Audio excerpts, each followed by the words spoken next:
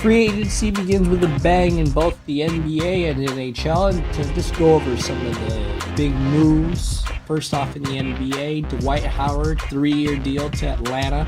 Chandler Parsons, a 4-year deal to Memphis. Al Jefferson, a 3-year deal to the Pacers. Nick Batum, a 5-year deal to re-sign with Charlotte. Mike Conley, 5-year deal to re-sign with the Grizzlies. DeMar DeRozan re-signs on a 5-year deal. Timofey Mozgov, 4-year deal to the Lakers. Hassan Whiteside says he's going to stay with the Heat on a 4-year max contract deal. And in other news, OJ Mayo has been disqualified from the NBA for violations of the anti-drug program. He can be reinstated after 2 years, though. But what do these signings mean?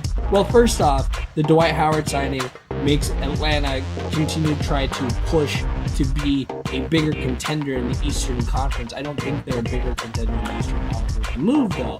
But Dwight Howard on paper adds a lot to that team. But it also means that Horford is gone, because you can't really have Horford, Millsap, Dwight Howard on the same team. You're probably going to end up moving Horford. In addition, Hassan Whiteside 4-year max contract deal means that if they're going to make another big free agency splash, like for example for Kevin Durant, they're going to have to renegotiate contracts with either Dwayne Wade or Hassan Whiteside. So basically they have to try to readjust their cap situation or make trades.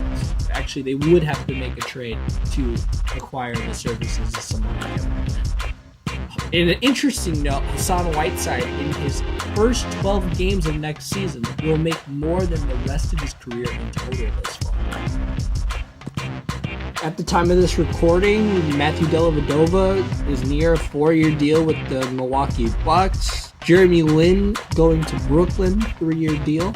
So, again, it shows the growth of the cap as it keeps going upwards and upwards, especially with the TV money now being a part of it, the new TV money with Turner and ESPN. So you're seeing guys get paid way more than in previous years, and the cap is only expected to project to go up. So it's definitely a big part of the free agency market now is how much these guys are going to get paid as it projects into the future as well. In the NHL, the big news first is Milan Lucic going to the Edmonton Oilers, 7-year deal. Kyle Okposo goes to the Buffalo Sabres on a 7-year deal. Louis Eriksson goes to Vancouver on a 6-year deal. Andrew Ladd goes to the Islanders on a 6-year deal. Alexander Radulov goes from the KHL as a member of CSKA Moscow to the Montreal Canadiens on a 1-year deal. David Backes to Boston on a 5-year deal.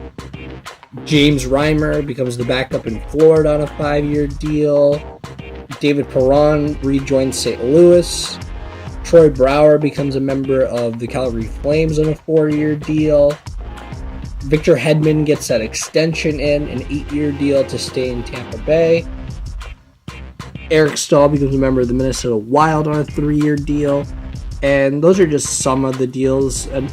Other deals include deals with Andrei Vasilevsky to get an extension. Jamie McGinn also joins the Arizona Coyotes. Lee Stepniak to Carolina. Ben Lovejoy to the New Jersey Devils. But what does this basically mean? For the most part, it means that the Oilers are kind of becoming a little bit of a free agent target, because Milan Lucic mentioned that McDavid had an effect for him joining the team. Another addition to this whole conversation is the Buffalo Sabres keep looking good. They continually improve, and now they have a lot of forward depth. Okposo, Eichel, Molson, O'Reilly, Gergensons. That is huge, and you start to improve in the right direction. So Buffalo continues to improve. Another question becomes, Alexander Radulov? If you're Montreal, wasn't the point of moving a guy like PK Subban because of the character issue thing on the team, or the locker room issue, or the leadership issue, or whatever way Montreal wants to spin it? Alexander Radulov is probably not the best idea, or to be congruent with that type of mindset, considering the fact that how he left Nashville and what terms he left on. Might not be the best thing. Funny note: Shea Weber and Alexander Radulov again are on the same team, so that's funny.